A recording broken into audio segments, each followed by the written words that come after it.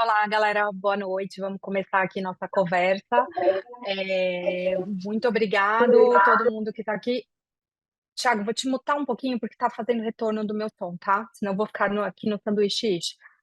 E sua câmera não está aparecendo, pelo menos para mim não está aparecendo, Thiago. Não sei se você consegue reiniciá-la. Para mim tá só um quadradão preto. Então, Ah, eu gente, vou muito tentar. obrigada. Tá bem, combinada.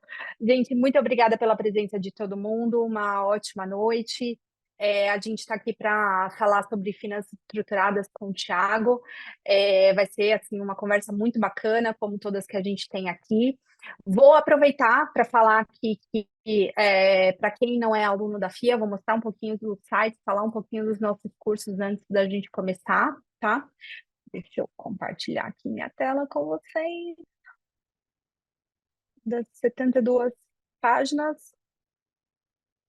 Vamos lá. Então, vou começar aqui com o site da Penfia, que a gente já colocou aqui no chat para vocês. Então, a gente tem aqui os nossos 4 cursos de pós-graduação. Então, produtos financeiros e gestão de risco, que eu sou a filha do curso, uma das filhas aqui. Finanças corporativas e investment banking, mercado imobiliário, eficiência empresarial e último, mas não menos importante, nosso MBA de banking. Então, aqui são os melhores cursos do mercado em suas áreas.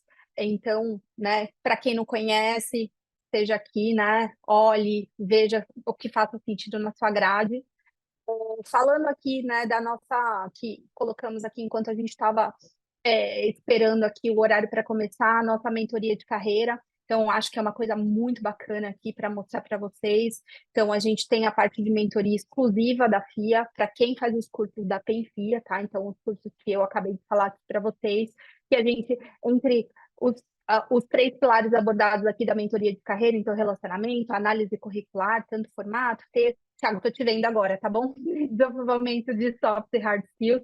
Então, uma super oportunidade, assim, né, para quem está começando, para quem já está no mercado, quer mudar de carreira, enfim, né, tem aí uma super oportunidade, além de alavancar sua carreira fazendo uma pós-graduação numa universidade de ponta, também a mentoria aqui para te ajudar a trilhar esse caminho. Então, mais uma vez, Thiago, super obrigada pelo convite, por aceitar o convite, me desculpa. Muito obrigada pelo seu tempo. Boa noite. Fica à vontade para se apresentar, né? E para começar a falar. Tá ótimo. Obrigado. Eu que agradeço a oportunidade aqui. Uma honra estar falando com vocês e com essa turma aqui. Bom, eu vou dividir minha tela e aí, durante a minha fala também, eu começo me apresentando, tá? Então, aí Bacana. fica mais fácil. Imagino que vocês estejam vendo minha tela agora, né? Estamos vendo em modo apresentação, perfeito. Tá ótimo, perfeito. Então vamos lá de forma muito rápida, gente. Eu vou falar um pouquinho de mim, né? Eu tenho algumas passagens aqui em algumas empresas, só para dizer que eu tenho alguma experiência com essas bolinhas que estão do lado esquerdo, né? Então, captações via equity e via debt, então passando aí por M&A, captações de real estate, instituições financeiras, utilização de private equity, uma série de projetos também de infra. Tive algumas oportunidades muito legais também aí de fazer reestruturações, então falando de RJ, RE, a gente vai falar um pouquinho de cada um desses aqui um pouquinho mais para frente. E aí, mais recentemente, inclusive nesse mundo novo que a gente vive, também uma vivência bem interessante aí com Venture Capital, e as minhas passagens de cada uma dessas bolinhas aqui estão bem distribuídas nessas empresas aqui do lado direito.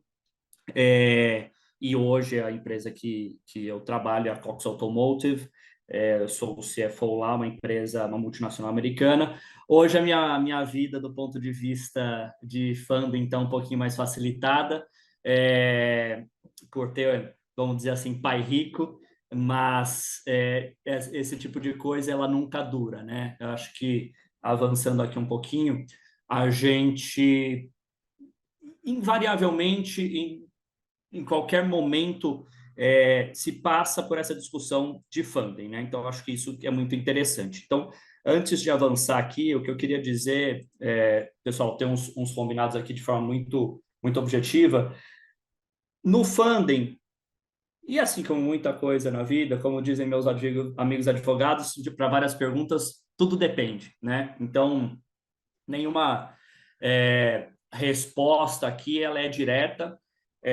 Aliás, elas são diretas, mas podem ser em ordens diferentes, e a gente vai falar um pouquinho sobre isso. As falas hoje, claramente, a gente tem uma hora aqui para um assunto que é complexo, então a intenção não é chegar no detalhe do detalhe, mas, por favor, vão me provocando, sem problema nenhum. E E até aí a sobre isso, ordem... Thiago, deixa eu te interromper um pouquinho, que eu esqueci de Uhum. falar antes, né? Só para a gente organizar.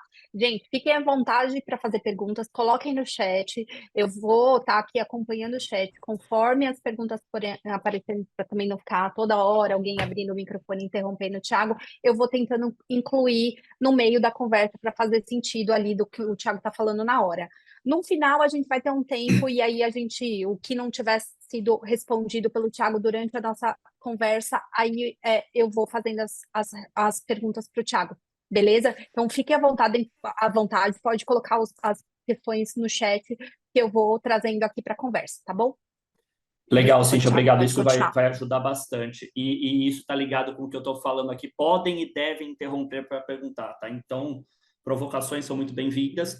E vamos tentar se divertir nesse período, porque são 9, 10 da noite de uma quinta-feira, num assunto tão denso, que eu particularmente gosto muito. Então, eu me divirto, mas vamos tentar ir juntos nessa. Gente, acho que a primeira pergunta aqui, eu queria que vocês só colocassem no chat de forma muito objetiva, até para guiar um pouquinho da minha conversa, o que vocês fazem e se vocês têm experiência ou não com funding, seja equity, seja debt, de forma muito rapidinha aqui no chat, para eu poder ter um guia aqui para a gente prosseguir. Claro que eu vou falando de forma macro para o micro, mas, de qualquer forma, isso seria bacana. Legal, Vamos lá, Rafael galera, não tem escrevendo no chat. experiência. Não, legal. Trade finance estruturado, tem gente, tá bom, fortemente, assessoria, legal. Tem um colega aí de FP&A que não tem a experiência com a captação, mas passa muito o FP&A é uma ferramenta disso, né? Bacana, DCM, M&A. Legal, gente. Tem uma boa... Estamos com um grupo bem heterogêneo, então vou tentar cobrir isso ao longo aqui da minha fala, tá? Então, novamente, por favor, me interrompam e a gente vai aqui juntos. Vamos lá. Algumas coisas que a gente costuma ouvir bastante, né? Dívida é ruim, dívida só serve para quando eu estou em apuros, custo de capital próprio é mais caro que custo de terceiros, cash is king. Ao longo aqui da nossa conversa, a gente vai entender quais desses são verdade ou não, né? Alguns são verdade, alguns não são verdade e alguns podem ter interpretação, né? Apesar do que a ciência exata ela tenta nos demover de interpretações. Mas, de toda forma, o que é o funding, gente? Ele, basicamente, é uma forma de financiamento de uma empresa. Então, eu tenho duas formas. Eu tenho a dívida, que é o capital de terceiros, e o equity, que é uma captação com terceiros, mas que se torna capital próprio. Por que isso é importante? Porque isso é o que permite uma empresa ter velocidade e ter um outro ritmo, uma outra curva de crescimento. O crescimento puramente orgânico, com a própria geração de caixa ou o recurso próprio daqueles acionistas originais, usualmente, ele, com raras exceções, ele se torna muito limitado, né? E aí nos leva aqui rapidamente ao conceito de alavancagem, né? Que é talvez o conceito, um dos conceitos mais interessantes que a gente tem nesse mundo. Então, aqui, né, a literatura diz o quê? Né? Aquela alavancagem financeira é o uso de recursos com encargos fixos, aumentando o efeito de variações de retorno. Isso nada mais é do que você pegar um dinheiro de terceiro e aumentar o seu retorno próprio, né? E aí, o que a gente usualmente tem é um retorno, o retorno do capital próprio ele deve ser maior com alavancagem, né? Porque você pega um recurso para aplicar em algo para ter um retorno que certamente tem que ser positivo. Então, essa é a primeira análise aqui de forma muito simplista, e aí a gente vai entrando mais em detalhes aqui para frente. Ou seja, né, o custo de captação ele tem que ser menor do que o retorno proposto. E aí a gente tem um razoável sucesso nesse sentido. Não estou entrando aqui em questões de risco, nada disso. É puramente uma questão financeira, que aqui eu vou dar o exemplo para quem tem um pouquinho menos de experiência. Então, imaginem o seguinte, eu tenho hoje uma empresa com uma receita líquida com um retorno de 25%, que me daria uma geração de caixa aqui após depreciação e amortização de 250 dinheiros em determinado período. E aí eu não tenho custo financeiro, porque eu não tenho nenhum tipo de alavancagem. Ok. Vamos supor que eu vá ao mercado, eu entenda que uma dívida pode ser saudável para o meu crescimento e eu tenho um projeto XYZ que pode me trazer uma melhoria de margem. Aqui no meu exemplo simples, uma melhoria de margem de 5 pontos percentuais. Sei lá, uma melhoria de uma planta, uma melhoria de um parque de energia, de uma indústria que demanda muita energia, pode me levar a isso. Então, para isso, eu pego 200 milhões de dinheiros a um custo de 15%, o que vai me levar para essa DREzinha aqui do lado direito. Eu tenho a minha receita líquida da mesma maneira, né? Os mesmos 1.000 dinheiros, o que poderia também, gente, poderia aumentar a minha receita, poderia ter um ganho de outra maneira aumentando a receita. Aqui eu foquei só no exemplo de melhoria de margem. Que pode se dar pelo aumento de receita. Então, eu fui de 25% para 30%, com um custo financeiro dos 15% que a gente comentou aqui, que são 30 dinheiros, e aí a gente vê que ao final desse mesmo período, com dívida e pagando o custo dessa dívida, eu tenho uma margem líquida acima do que eu tinha antes, ou seja, a minha margem de contribuição é positiva. Para cada dinheiro que eu coloco, eu tiro dinheiro mais alguma coisa. Então, isso é alguma coisa que pode ter, de fato, um retorno positivo. Eu estou vendo aqui, o Rafael pergunta, né, se a securitização, FDIC, factoring, debênture se encaixa nesse conceito. Rafael, sim, a gente vai falar, inclusive, um pouquinho desses instrumentos mais para frente. Quando a gente fala de dívida, é um conceito mais amplo do que simplesmente a dívida bancária, e aí a gente já vai chegar nisso. Deixa eu avançar aqui. Então, quando a gente fala da nossa estrutura de capital, a gente tem naturalmente o nosso balance sheet, então do lado esquerdo sempre nossos ativos, do lado direito passivos e patrimônio líquido, beleza. Quando a gente fala de passivos, ali dentro a gente tem a figura do endividamento. Tem ou pode ter, né? Lembrando sempre e invariavelmente, já estive em algumas empresas, né, principalmente quando eu atuava apoiando empresas através, principalmente ali quando eu era sócio-diretor da KPMG, chegava numa empresa e você via que antes de uma necessidade, de uma possibilidade, de uma oportunidade de buscar o endividamento, se tinha muito dinheiro dentro de casa. Então, isso é muito importante, a gente focar no operacional antes de tentar buscar uma alavancagem. O que eu quero dizer com isso? Tem muito dinheiro no nosso capital de giro, usualmente, né? Às vezes o nosso estoque pode ser menor, o nosso contas a receber, a gente pode eventualmente estar mais próximo do cliente para receber antes.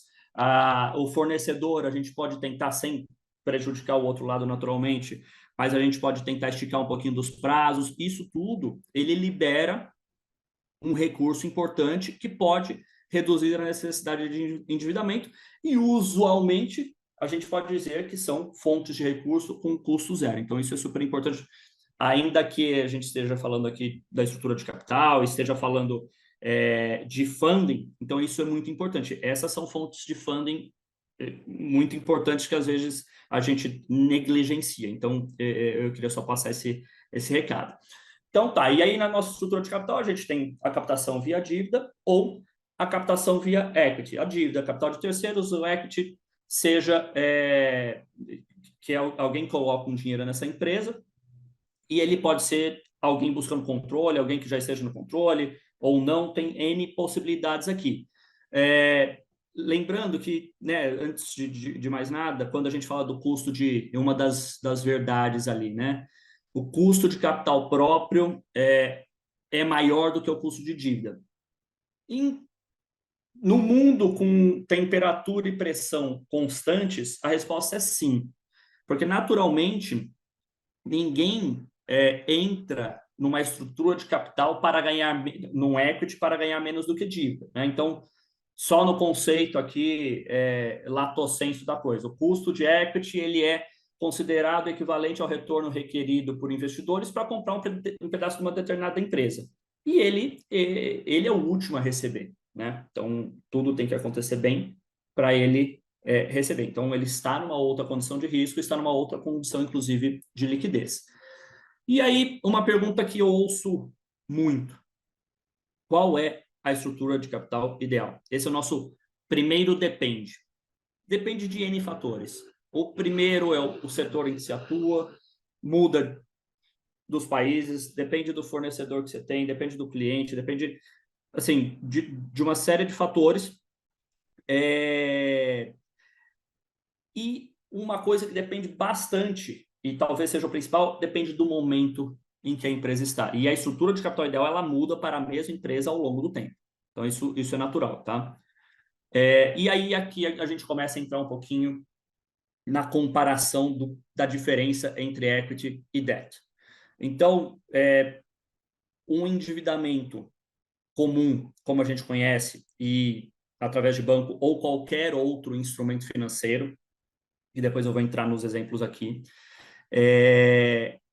ela é um empréstimo que eu vou pagar alguém por aquele valor e eu vou em determinado tempo devolver aquele dinheiro. Eu tenho um credor, né? Ao passo que no equity eu tenho um sócio. O que isso basicamente quer dizer? A leitura de percepção de risco é diferente e de uma série de coisas de análises que são diferentes também, que a gente vai entrar um pouquinho mais em detalhe, um pouquinho mais na frente. O endividamento, como eu falei, quando alguém compra um equity, ele fica subordinado ao restante dar certo para ele receber o seu dinheiro, né?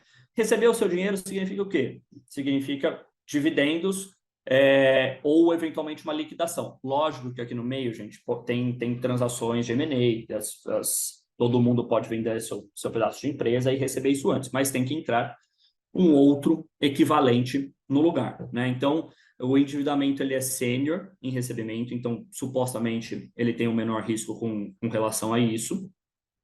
Mas quando ele vai avaliar um determinado financiamento, ele vai usualmente exigir garantias, né? Então isso é muito importante quando está buscando alguma coisa, entender o que se tem a oferecer. Os KPIs que um banco, por exemplo, acompanha, eles são muito diferentes do que um acionista acompanha. Então, tem cláusulas que precisam ser respeitadas de nível de alavancagem, de índice de cobertura de juros. Eu não posso mudar o controle da companhia ao bel prazer, eu preciso de uma autorização, eventualmente. Então, tem uma série de coisas nesse sentido, ao passo que o equity, como ele é o último a ser pago nessa estrutura de capital, e toma mais risco, ele inclusive tem o bônus dele, que é o potencial de valorização ilimitado, ao passo que no outro eu tenho um pagamento de juros pré-determinado, né? Uma das coisas que é importante no equity, principalmente para alguém que está entrando, né, numa determinada empresa, ok, eu vou pôr um dinheiro aqui, como é que esse dinheiro me retorna? Claro que tem uma tese de investimento, tem uma série de coisas que precisam ser avaliadas, mas as sinergias operacionais são uma boa fonte de retorno, de aumento de retorno, de repagamento desse capital. E uma coisa super importante que a gente parece que ela não é tão grande, mas principalmente em empresas médias, a questão do controle ela é nevrálgica, né? Então, muitas vezes se caminha muito bem na discussão, mas a hora que esbarra em eventualmente cessão de controle, ou de parte ou totalidade, isso tem sido, costuma ser um ponto aí um pouquinho mais que a gente precisa de um pouquinho mais de discussão. Mas, em resumo, o cara da esquerda aqui, que é o meu endividamento, que é o meu debt, ele corre risco de crédito. O meu cara da direita, que é o meu acionista, ele corre risco de performance. Ah, Thiago, mas o cara da esquerda também não corre risco de performance? Corre, porque se a performance não acontecer, ele não é pago. Mas é uma estrutura diferente, ele tem garantias, ele é sênior ao recebimento, ele fez uma análise antes, ele travou uma série de coisas como nível de alavancagem. Então, ele tem uma possibilidade aqui de correr menos risco de performance do que o sócio, né? Então, isso só dando um overview aqui da comparação de um ou de outro. Aqui eu gosto de colocar o importante é essa setinha aqui da esquerda, né? Então a gente tem os instrumentos ou veículos de captação do mais endividamento para o mais sócio, né? Claro, uma coisa pode mudar um pouquinho na ordem, dependendo da estrutura que está se discutindo, pode. Mas o mais comum, né, que é a CSCB, a cédula de crédito bancário, aqui é o empréstimo que a gente conhece do dia a dia lá do banco XPTO, e ele entra no endividamento com todas as suas análises puramente de endividamento, e aí a gente vai entrando nos outros, né? O CDB, LCI e LCA, gente, eu coloco aqui na coluna de instituição financeira, porque é interessante a gente saber que CDB, ele CDB, LCI e LCA, eles são instrumentos de investimento para a gente na física, mas alguém está captando dinheiro com isso, né? E eu coloco aqui na instituição financeira porque eles são os emissores disso com um lastro em imóvel ou créditos do agro, ao passo que o CDB você tem o risco mais próximo ali da instituição financeira. E aí, avançando, eu tenho o CRI, eu tenho o CRA, que são os mesmos LCI e LCAs com o mesmo lastro, só que emitidos por companhias que não são instituições financeiras. Na verdade, eles são... Eu não vou entrar nesse detalhe agora, gente, mas na verdade eles não são emissores. Emissores é sempre uma companhia securitizadora. Eles são, na verdade, eles cedem os créditos para essas operações, tá? Os FDICs, as debentures, o Project Financing, que basicamente é um projeto que está sendo financiado com uma série de garantias em cima, dependendo da estrutura, dependendo de que está entrando, se é um fundo de crédito, se é um fundo de infra, ele pode ou não tendenciar a correr mais risco de equity ou não. Os fundos imobiliários, RJ e RE, gente, isso aqui com o Deep Financing, isso aqui é importante no seguinte sentido. Existe um papel que chama RJ? Não, não existe. Mas a gente vê cada vez mais, e mais recentemente, uma linha de RJ e RE que não necessariamente é uma coisa ruim, né? Isso é um instrumento que a lei criou para, eventualmente, uma companhia que ia por um caminho pior poder se reerguer e poder voltar, preservar emprego, preservar recolhimento de imposto, preservar todo o trabalho, todo o equity que foi colocado pelos seus sócios. Claro que eu não vou entrar no mérito aqui, mas a gente vê algumas operações que acontecem de forma um pouco diferente do que talvez a gente costumasse ver, mas isso aqui é um instrumento, né? Por isso que eu coloco um instrumento que está à mão do empresário e se precisar lançar a mão, aí está, né? E aí muito ligado ao Deep Financing, que basicamente, gente, e que é? Isso é um financiador que vai entrar já numa empresa em RJ para poder dar fôlego, porque muitas vezes quando a empresa entra em RJ, seca o crédito. Então, assim, acabou o oxigênio para você continuar vivendo, ainda que alguns dos pagamentos tenham sido suspensos ou repactuados. E aí você tem veículos, você tem gestores que gostam desse tipo de operação, eles entram numa empresa ali que está em recuperação, colocam o dinheiro, claro que o custo desse dinheiro ele termina sendo mais alto, e ele tem preferência no recebimento desse dinheiro que entrou já em recuperação. Naturalmente, precisa de uma série de aprovações aqui, inclusive dos credores existentes, mas esse é um instrumento pouco conhecido, muito conhecido lá fora, mas aqui no Brasil ainda é um instrumento que pouco tem pouca atração. E aí, continuando a letra financeira, né, ali na coluninha da instituição financeira, e basicamente a gente entra aqui nos instrumentos muito fortes com relação à equity. Então, para startup eu tenho venture capital. Aliás, até esqueci, gente, tem muitos fundos hoje que são venture debt. Então, eles entram em startups, correm um risco maior, mas ali numa estrutura de endividamento. E claro, a gente tem os fundos de investimento em participação, os FIPs, e aí os clássicos do equity, que é o IPO, né, minha saída ali em bolsa para um terceiro, para terceiros, e um M&A também, que é para um terceiro, mas uma transação um pouco mais privada. Então é isso. Só vim ver aqui se tinha. Desculpa, gente. Eu estava vendo se tinha pergunta aqui, mas não. Opa. Aqui. Então vamos lá. Esses instrumentos e veículos que eu comentei, eles são importantes a gente colocar no ciclo de vida de uma empresa, um projeto, né? Naturalmente, quando eu estou começando, né, eu preciso de um funding ali basicamente para business plan, para o meu minha prova de conceito, aquele iniciozinho de empresa. Normalmente, né, o mercado também oscila muito. Então, muitas vezes a janela está aberta, né? Então se capta muito. Se a gente pegar aqui o mundo de venture capital, nos últimos anos, até final de 22, início de 23, extremamente líquido no mundo todo, então muitas ideias passavam, então todo mundo conseguia captar, todo mundo não, né, gente? Mas assim, muita gente conseguia fazer captações importantes, mesmo no muito early stage, para poder se financiar, mas normalmente não é esse o mundo aí tão fácil, né? Mas a gente começa aqui com funding para business plan, que aí normalmente é o que a gente chama, né, de bootstrap, que é o cara que põe o próprio dinheiro. Você tem fundos que colocam, ou family and friends, colocam seed money, tem os investidores anjo, e aí você começa a chegar no venture capital ao longo do tempo. Você tem entrada de fundos de private equity em vários momentos aqui ao longo desse ciclo, porque tem fundos de toda sorte, né, de todo tipo.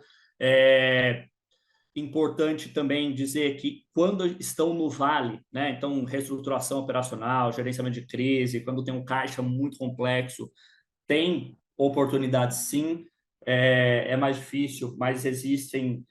Quando a gente fala dos instrumentos, é uma debenture. Ela pode ser numa empresa que está voando, eu posso emitir uma debenture para isso, ou numa empresa que está numa situação super complexa. Se a história que se conta e o futuro que se tem a construir é convincente ao financiador, por que não? Né? E aí a debênture termina sendo um instrumento daquele dinheiro chegar do investidor à empresa em questão. Avançando aqui, gente, isso aqui é interessante porque a gente consegue discutir alguns detalhes, né? Usando o timeline das etapas de captação. A primeira coisa, e assim, a identificação da necessidade, ela é a fase mais importante, né? Aqui, não se pode errar, é o típico caso do pau que nasce torto nunca se endireita. Na verdade, dá para endireitar, mas usualmente você precisa nascer bem.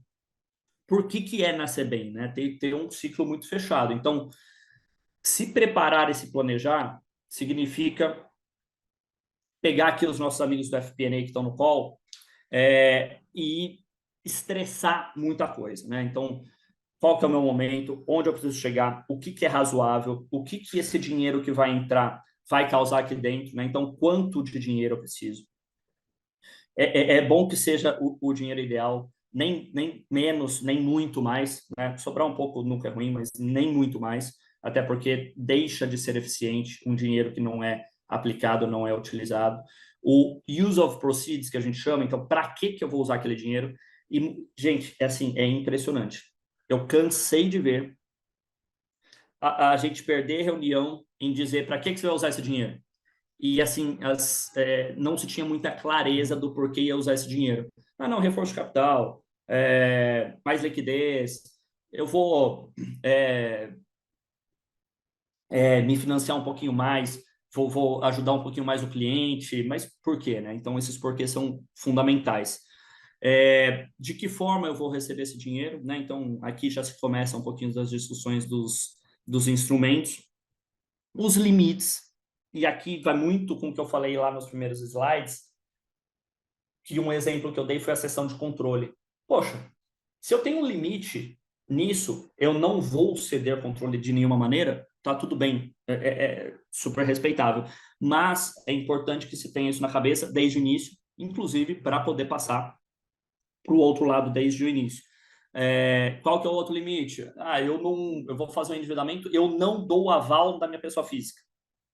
Ok, vai dar uma reduzida no leque de opções, mas é um limite que você tem que se colocar. Então, isso é super importante. Outra coisa que não se pode deixar de lado, quando a gente faz uma modelagem nesse sentido, para captação, pessoal, é importante se rodar testes de estresse. Colocar só o mundo, eu não digo nem ideal, mas o mundo comum, ele é complexo, porque se eu tiver um estresse, principalmente em captações que eu vou pagar em mais longo prazo, precisa ver se o modelo aguenta. Se tiver um problema no meio do caminho, eu aguento pagar? Então, isso é super importante para quem vai ter que pagar e para quem vai receber. Então, isso é bastante importante. E aí, qual que vai ser a estrutura? Se vai ser um equity com todas as suas belezas e seus contras, um debt com todas as suas belezas e seus contras, ou uma estrutura que a gente chama de mezanine, né? Que é uma coisa que está entre um e outro, que é basicamente, por exemplo, uma dívida conversível, então uma debênture conversível, que ela, num primeiro momento, ela é emitida como dívida e ela tem alguns gatilhos que ela pode ser, ela pode se transformar em equity. E aí esses gatilhos eles podem ser via o lado estresse ou via o lado bom, né? Então, exemplo, se uma empresa entra em evento de inadimplência, o credor tem a opção de transformar aquilo num pedaço de equity.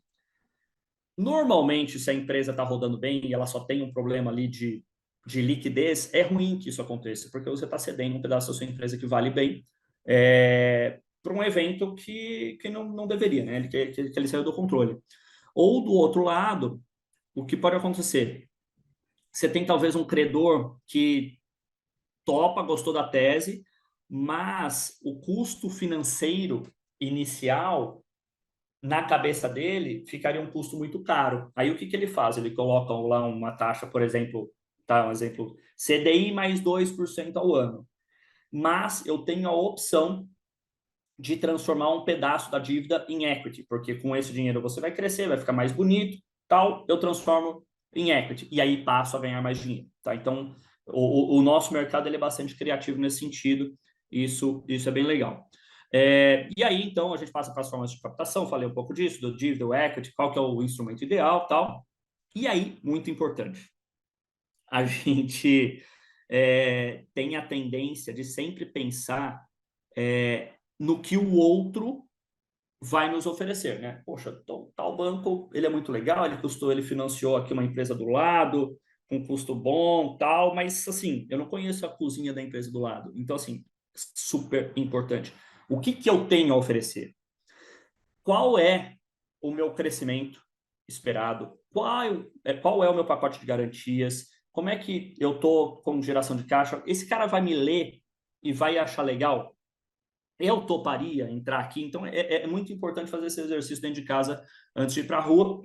E aí, beleza, aí se aprofunda na modelagem, vê o pricing da operação. E aqui, o pricing da operação, se for debt, a gente está falando ali do serviço da dívida, né? Se cabe ou se não cabe.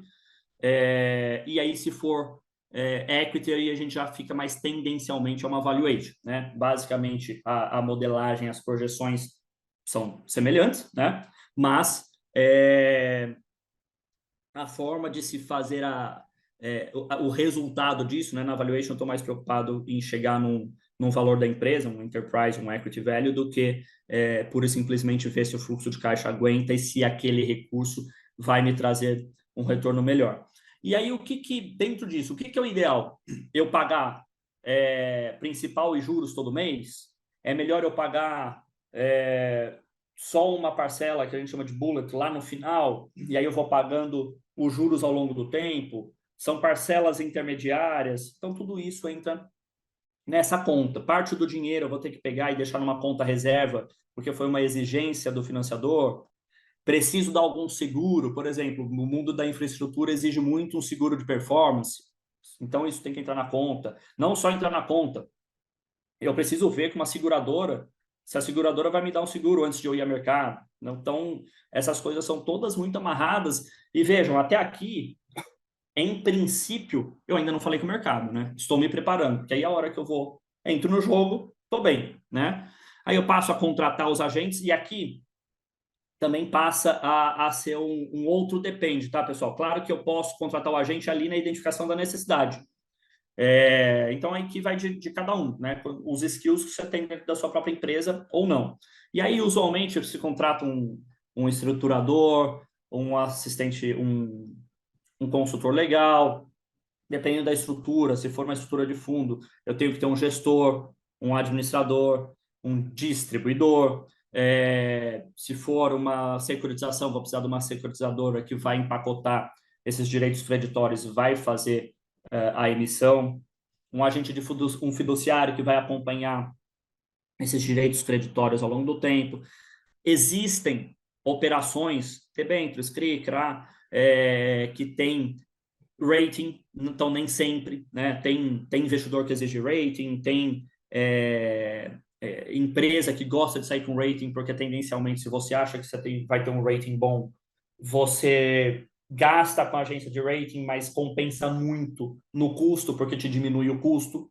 Então, isso também é super importante de se discutir. Claro que isso são a menor parte. Eu estou falando aqui de empresas bem estruturadas, não é o mundo do dia a dia que a gente costuma ver. Mas a gente avançando aí para a escolha dos instrumentos, o que se costuma fazer, né? Numa operação bem desenhadinha? Se faz um RFP, que é o Request for Proposal, que é o quê? Eu coloco tudo lá em 3, 4 páginas, dizendo o que eu estou oferecendo, o que eu estou buscando, o que vai usar esse dinheiro, qual que é o retorno que eu vou ter, o que ele vai acontecer, lá, lá, lá, lá, lá. Isso para a dívida, né? No caso de equity, eu normalmente circulo outro tipo de documento, né? Eu mando um teaser, eu mando um information memorandum que é muito mais completo, tal, mas basicamente a ideia dos dois é a mesma. Faço um roadshow, né? Um non-deal roadshow, que significa o quê? Eu converso com todos os potenciais financiadores e falo, olha, nesse desenho aqui, você topa? Ah, topo, mais ou menos com essa cara, tal. Volto para casa, retorno para a minha modelagem financeira, coloco todas essas coisas que os potenciais financiadores me disseram, porque o mundo real ele é diferente do mundo que a gente imaginou lá atrás. Invariavelmente ele vai ser diferente. Então, roda com esses feedbacks e aí sim eu formato, fecho todo o pacote, volto ao mercado e começo a receber as ofertas indicativas. Olha, tinha falado que eu ia mais ou menos nesse desenho. Ok, acho que você voltou para casa, fez a lição de casa, vou naquele desenho que eu te disse. Ah, não, na verdade o meu fundo fez uma rodada aqui, estou mais líquido, ponho mais dinheiro. Ou o contrário, enfim. Recebe, né, as ofertas indicativas, avalia. Eu coloco a due diligence aqui, gente, até coloquei aqui esses dois parentezinhos, porque é importante. A due diligence ela pode entrar em qualquer momento. O que eu digo é, quanto antes, melhor. Tanto para financiador quanto para quem está buscando o financiamento, né? E aí, nesse momento, também a gente parte aqui para ajustes de preço, principalmente quando é equity, vem com a diligência, a gente faz o ajuste de preço e tal, e aí avança para assinar. Muitas vezes tem necessidade de aprovação de acionista, de conselho, aquela história toda. Depois da assinatura, você tem uma diferença ali, que assinado não está valendo ainda, hein, pessoal? O que vale é no closing. Então, às vezes, entre esses dois tem que acontecer alguma coisa. Ó, beleza, fechei, vou comprar 20% da sua empresa, mas você tem que ter um balanço de fechamento, fazer outros ajustes de preços, tem que fazer algumas formalizações de garantia. No caso do equity, não, né? Mas tem que fazer formalização, precisa construir uma outra empresa onde eu vou colocar o dinheiro, essa empresa vai pegar e comprar um pedaço da que a gente está comprando aqui. Então, tem uma série de coisas que acontecem, e isso acontecido, aí tem o efetivo fechamento da transação, que a gente chama de closing. Tá? Então, aqui, de forma bastante rápida, passamos por tudo.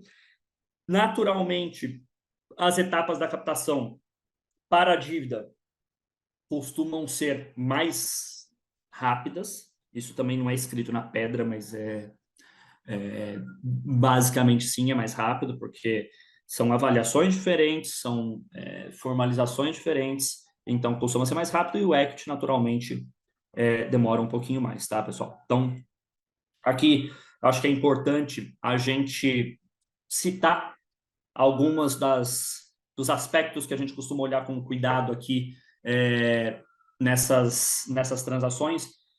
Aqui em cima estamos falando de dívida, aqui embaixo estamos falando de equity, do lado esquerdo financeiro, do lado direito jurídico. Então, muito rapidamente, no financeiro, né, a dívida, eu olho o custo dela, se eu tenho a capacidade de pagamento, e aqui eu estou falando quem olha, quem quer o dinheiro e quem vai dar o dinheiro, tá? O custo all-in, porque dívida não é só juros, né? Quais são os custos de estruturação? Eu tenho uma debênture que eventualmente eu preciso acompanhar, eu tenho um FDIC que eu preciso auditar todo ano, então esses custos têm que entrar no todo, né? Quais as garantias que eu vou entregar, quais são os meus limites? Vou conversar com a auditoria, poxa, essa dívida aqui, cara, ó, tem um monte de direito de terceiros que ele é muito maior, muito maior não, ele é 30% maior do que o dinheiro que eu estou pegando, né? Então tem o over collateral, né? Uma sobregarantia. Posso não colocar no meu balanço, porque aí eu não bato alguns triggers, alguns gatilhos de balanço? O auditor vai falar sim ou não, né? Então, entra no balanço ou não. Olhar a lei de incentivo, tem algumas operações que tem step-up de taxa no meio, se você tiver algum problema ou não também. Então, tem alguma coisa assim que é combinado, ó, você não consegue me pagar tudo, mas você pega esse dinheiro, você vai melhorar, você me paga um pouquinho mais lá na frente, então tem isso. E como esse dinheiro vai ser usado. Do lado jurídico, entender principalmente as limitações, né? A transferência de controle, entender se os recursos são livres, eu posso pegar esse dinheiro e fazer qualquer coisa, ou não. O cara falou, ó, você precisou usar em XYZ, às vezes no contrato tem isso. Quais são as cláusulas de vencimento antecipado? Isso é perigoso, porque às vezes você tem um protesto, bateu R$ 300 mil de protesto por uma bobagem. Você pode ter uma cláusula de vencimento antecipado chamada por um financiador. Um terceiro te declarou vencimento antecipado, você pode ter um arrasto, né? Você pode todos os seus financiadores declararem vencimento antecipado, então isso pode ser perigoso. Quais são os registros? Tem que tomar cuidado ao longo do tempo. Se eu tiver alteração de rating, pode ser um problema, pode ficar mais cara a dívida, pode ter que chamar a assembleia, pode declarar vencimento antecipado. Enfim, forma de distribuição, né? Então, assim, eu posso distribuir dividendo como eu quiser ao longo desse tempo? Talvez não. Então, isso aqui é um overview muito rápido sobre dívida financeira e jurídico, tá? Aí, passando para o equity, a gente já olha um pouquinho mais, né? O cara que vai olhar, ele vai olhar quem é a minha gestão, né? Claro que no endividamento também olha, mas quem está comprando na empresa, ele está comprando principalmente gestão. Qual que é a tese de investimento? Poxa, o que vai fazer em 1 ano, 2, 3, 5, 10, né? A valuation, naturalmente, cabe no bolso, faz sentido? Tem alguém puxando muito dos dois lados? O que é a política de distribuição de dividendos? Precisamos mexer nisso? O cara está sendo buloso, né? O atual acionista? Como é que é? Puts e calls, né, para os dois lados, para exercer ao longo do tempo, para ganhar mais o dinheiro, menos o dinheiro, tal. Tem preferência na liquidação, Venture Capital faz muito isso, ó, tá bom, vamos pôr dinheiro, mas quando tiver o retorno, eu sou o primeiro a receber. Aí vai pelo menos me dar o capital, mais 2 vezes de ganho, 3 vezes de ganho e tal, e a partir dali a gente começa a dividir. Então, isso tem acontecido bastante com Venture Capital. E, de novo, o uso desse dinheiro. Ao passo que, do lado do jurídico, também você tem uma série de regras, não são limitações, né? Mas é uma série de regras para transferência de ação, direito de preferência em transações, quem vota, quem não vota, como é que é o controle, quem que pode aprovar, quem que pode gerir, quem que pode vetar, cláusulas de diluição, porque às vezes alguém quer pôr mais dinheiro, só que o outro tem que ter a preferência de acompanhar. O vesting cada vez mais presente hoje, que é principalmente o funcionário que recebe um pedacinho da empresa, e aí ele fica um tempo lá, que é o tempo de vesting, até poder transformar aquilo em ações, o lock-up de gente que tem as ações e não pode vender essas ações por um certo período, tag along, drag along, o arrasto e o seu direito também de estar junto numa eventual venda. Então, tudo isso tem discussões muito complexas e bem longas do ponto de vista jurídico quando a gente fala aí de transações de equity. E aqui no meio eu coloco aqui, né, o que eu tinha comentado de operações mezanino, em que é um papel ali que ele pode trazer um kicker de ganho, pode ser um pedaço do EBITDA, pode ser um pedaço da empresa, pode ser um warrant, que é, né, transformar ali um pedacinho da dívida em ações, enfim. Então, tem, como eu disse, de toda sorte aí a gente tem um mundo bastante criativo.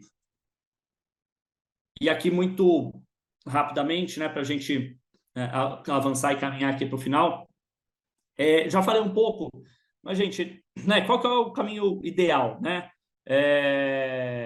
Depende, de novo, depende.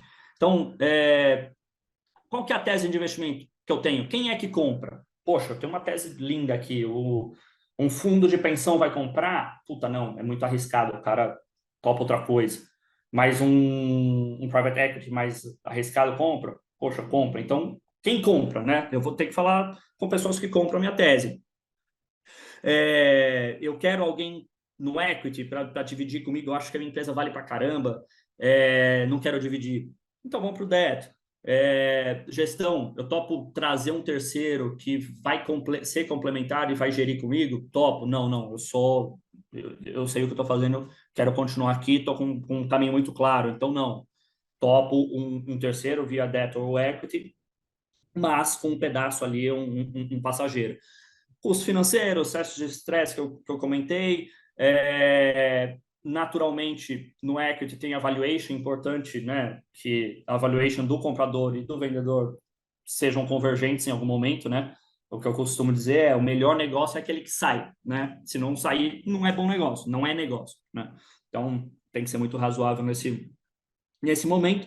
E sinergias e escala. Então, os dois tipos de dinheiro, dívida ou não, dívida ou equity, eles são para principalmente ganhos de sinergia e escala, porque aquele dinheiro é o típico caso do 1 mais 1 igual a 3, né? Então, como que eu construo isso para poder, de fato, fazer sentido algum tipo de alavancagem, uma mudança na minha estrutura de capital, né? E aqui, rápido, gente, para não dar exemplos daquele lá, né, tese, quem compra, né? Com quem que eu devo conversar? Poxa, depende bastante. Aí depende bastante. Quem gosta de cada tipo de investimento? Então, na infra, né, começa a falar lá com os bancos de desenvolvimento, que são muito mais baratos, mas o processo é muito mais complexo, não é tão simples quanto parece. Os organismos multilaterais são muito próximos aí na forma de ver aos bancos de desenvolvimento, mas atuam de forma diferente, de forma mais global, vamos dizer assim. Fundo de infra, institucional, e os fundos, você tem tanto privado como de banco público, tal, de gestores públicos, que são especializados. Indústria, a gente fala de fundo de crédito, family office, private equity. Os family offices, gente, eles têm se tornado cada vez mais importante no mundo de financiamento de empresa, né? A gente tem visto o que a gente chama de single family office, ou seja, de famílias muito ricas que têm um family office para si, e eles precisam remunerar seu capital melhor do que comprar o CDB do banco grande, né? E ter uma estrutura para isso, costumam atuar muito bem. E os multifamily offices, que hoje você pega algumas famílias que têm um bom dinheiro, mas não o suficiente para ter um family office próprio, eles se plugam nesses multifamily offices e aí tem trazido uma liquidez importante para o mercado, o que traz uma sofisticação, traz uma série de coisas que é muito legal para o nosso desenvolvimento, como o Brasil, né? Real estate, naturalmente a gente fala de fundo de investimento imobiliário, os FIPs, de novo, o family office adora real estate, eu acho que eu não conheço nenhum family office que não tem real estate. No agro, a gente tem muito dos FDICs, FIs, Private Equity, eu não coloco aqui E o Private Equity muitas vezes olha a terra, tá, gente? Então, a tese de investimento de Private Equity com agro não é só a empresa, não é só papel, mas também tem valorização de terra. Eu não coloco CRI, CRA, tal, porque eles estão dentro desses carinhas, tá? Tá dentro do fundo de crédito, tá dentro do FDIC, não, mas estão dentro desses fundos, né? Os serviços a gente vê muito fundo de crédito, a gente vê muita cessão de recebível para FDIC e, de novo, o Private Equity. E aí, as startups que a gente vê cada vez mais hoje no mercado começam ali com aceleradoras, tem os venture capitals ou o corporate venture capital, que não é o cara que só quer ganhar o dinheiro, e não há mal nenhum nisso, obviamente, mas é um venture capital de uma corporação que enxerga também a sinergia com o seu próprio negócio, né? Então, um exemplo, a Positivo Tecnologia. Eles têm um CVC que roda super bem, eles compram empresas de tempos em tempos e plugam na sua operação, de novo, um caso de 1 mais 1 igual a 3. E aí, os family offices também cada vez mais presentes aqui em distribuir seu capital, buscando um pequeno pedaço do seu capital, mas buscando ganhos mais importantes. E aqui, só para a gente fechar, né, para não dizer que eu falei dos caras, mas não dei os exemplos, né? Então aqui e hoje, poxa, a gente está com um país muito mais evoluído nesse sentido, tem um monte de player, mas esses, a princípio, são players que se destacam aí no mercado. Pode ser que não tenham alguns aqui que eu gosto e não pus mais por caber ou não, mas em várias dessas colunas aqui tem muita gente que não entrou, mas só para vocês terem uma ideia geral dos players que atuam em cada uma dessas verticais. E aí, gente, só para realmente a gente fechar aqui, queria só fazer umas sugestões de livros, nada técnico, os técnicos depois, se quiserem, me procurem, tá? Eu tento ajudar. Mas os técnicos, eles estão aí no mercado, né? Eu gosto muito do Liar's Poker, do Michael Lewis. Até acho que cortou o nome do autor aqui, mas, enfim. Que fez lá o Moneyball e Big Short, que viraram filmes, tá? Mas eu adoro o Liar's Poker. É um jogo que o pessoal jogava em IB, jogava com uma nota de dólar e aí tinha lá com o número sequencial da nota de dólar e é muito legal, é um livro que é gostoso de ler e se aprende com isso. Para quem está no mundo do Venture Capital, eu não vejo outro livro melhor do que esse Secrets of Sand Hill Road, do Scott Cooper, que era da A16Z e entende muito de Venture Capital. Esse é um livro que ensina muita coisa. Barbarians at the Gate, todos esses têm versões em português, tá, gente? Da época lá da queda da RJR Nabisco, então basicamente uma luta por poder, os caras querendo crescer, fazer uma compra, um takeover hostil da empresa, então muito interessante. E aí o último livro aqui, esse aqui eu recomendo mais para quem está mais na casa dos 50 anos de idade, não é meu caso, que fique claro, mas é muito interessante, muito provocativo, que é o From Strength to Strength, que é achar a felicidade na segunda metade da vida. Então, é um livro que eu acho que ele, para as pessoas que eu indiquei, tocou bem no coração, tá? Então, isso aqui, gente, eu acho que esses 4 livros são muito bacanas. E aí, pessoal, fique à vontade, tá o meu e-mail aí, tá o celular aí. Eu costumo, inclusive, se não tiver numa loucura, responder rápido. Prazer estar com Responde vocês. sim, gente.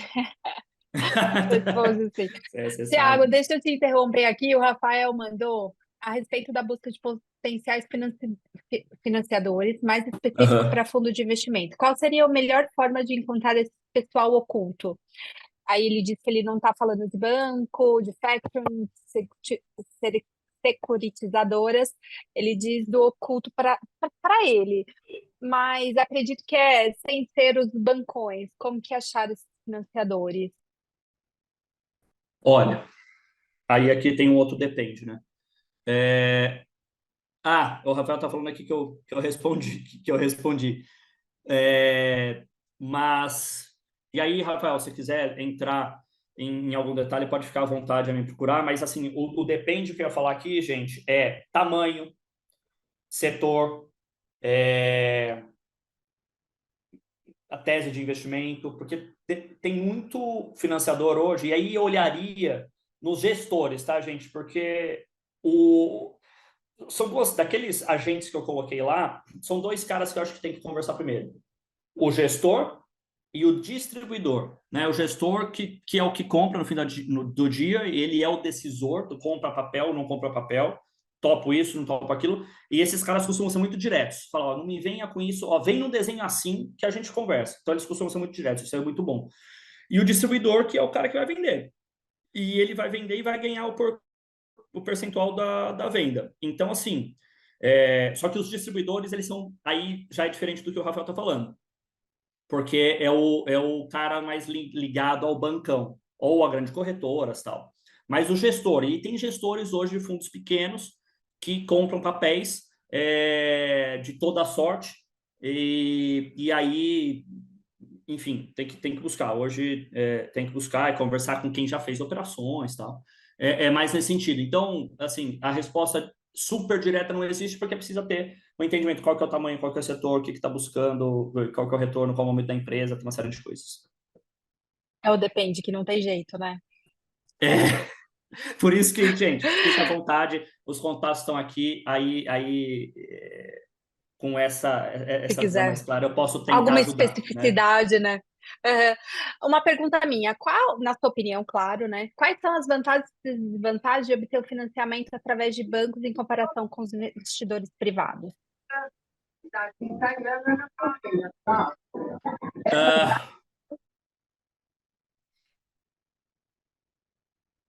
é duro chamar de vantagem, porque pode ser ou pode não ser, né? Qual que é o ponto? O banco privado, grande e tal, ele vai ser mais rápido, ele vai ser eventualmente vai ter um custo melhor, tá? Então ele tendencialmente pode ser mais rápido e ter um custo melhor. Os fundos de crédito, gente, tendencialmente eles serão mais caros. Por que que você vai para um fundo? Ah, mas por que que eu vou para um fundo de crédito? Porque usualmente você não conseguiu o financiamento com o banco privado tradicional, o banco da casa, não conseguiu. Então, de forma muito, muito objetiva, é isso, tá? Por isso que eu falo que não é uma vantagem, porque você passou ali por uma tentativa e você foi para uma outra alternativa que às vezes ela é mais cara, mas às vezes ela é. Hoje os bancos estão tentando trabalhar um pouquinho melhor nisso, mas o fundo privado de crédito, por exemplo, ele é mais, ele tendencialmente pode ser mais criativo. Eu vou falar, olha, fundo de crédito, é o seguinte, vamos fazer aqui, você acreditou na minha tese, mas eu não vou te pagar nada, só juros aí durante 2 anos. Tudo bem, banco grande? O banco grande fala não. É, mas o banco privado, o fundo privado fala, eu topo, né? Entendeu? Aí tem um pouquinho disso, também essa construção de fazer juntos. Bacana. E agora, para a gente finalizar aqui com o período que eu combinei com você, né? Queria saber um pouquinho de carreira, né? Para ter uma carreira tão bacana quanto a sua, para trabalhar né, nessa parte de funding, o que que você acredita que seja importante, tanto de formação quanto de soft skills, o que que você realmente daria de conselho para a formação das pessoas que estão aqui para ter uma carreira tão bacana quanto a sua? Tá. Ó, eu sou o cara que. menos gosto de clichê que vocês vão conhecer na vida, mas a primeira resposta não vai ter jeito, porque é paixão, né? Eu sou um apaixonado por isso, então, gente, é um mundo que se não for apaixonado, não dá. Dá Não para vai perceber, avançar. tá bom? Né? Tá bom. Então, isso é fundamental. É, e aí, hoje, a gente tem. É muito interessante, porque eu iria, e aí aqui eu acho que você falou de formação, né? Eu tentaria buscar, vou chamar de cursos aqui, mas horas de estudo mais focadas, né? Então, realmente entender bem a grade do que está indo se estudar, ver se encaixa em si, não busquem diploma puramente, né? Eu acho que é um pouquinho disso. E assim, para desenvolvimento é conversar com gente de mercado. Poxa, eu quero conversar, eu quero ser um gestor de fundo, né? Aqui, a título de curiosidade, gente, eu digo que aos 45 anos de idade eu vou largar tudo, eu vou começar tudo do zero. Porque hoje a gente vai trabalhar até 80 anos em alta energia, né? Então eu vou começar tudo do zero para começar outra carreira, porque dá tempo. Então eu digo que eu vou ser gestor de fundo. O que eu estou fazendo para isso? Conversando com quem é gestor de fundo. Entender se é aquilo que eu quero, se faz sentido. Então, coisas nesse sentido. E, gente, talvez o principal, o que me. Eu não acho que eu tenha a carreira mais incrível, mas estou razoavelmente satisfeito. E o que me trouxe até aqui são as pessoas com quem eu trabalhei. Eu só trabalhei com gente fera. Eu só tive chefe fantástico, assim. Uns mais duros, outros menos duros. E eu sempre fui o cara que, quando eu tomei porrada, eu falei, poxa, tomei a porrada, eu tô crescendo. Então, assim, escolham gente muito boa para estar junto. Então, eu acho que é basicamente isso. Incrível, super obrigada, gente. Vou aqui convidar para quem ainda não é nosso aluno, então, esse é o nível das nossas aulas, das nossas pós-graduações também, então, também a gente da secretaria. Thiago, mais uma vez, super obrigado pela sua disponibilidade, Obrigado a enfim, vocês, né, por gente. todo o conhecimento que você passou para a gente, por toda essa paixão que você realmente passa aqui durante a conversa. É, é isso, gente. Muito obrigada por terem ali estado conosco nessa uma hora, né? Enfim, poderiam estar fazendo qualquer outra coisa, assistindo novela, descansando, não, mas só aqui ganhando mais conhecimento. Então, é isso, Thiago. Fica à vontade para se despedir, gente. Muito obrigada por todos que estão aqui. Vamos nos ver em breve, né? Vamos ter aí mais uma conversa. E, Thiago, obrigada. Boa noite. Valeu, gente. Um abração. Tchau, tchau. Thiago, boa noite. Tchau, gente. Obrigada.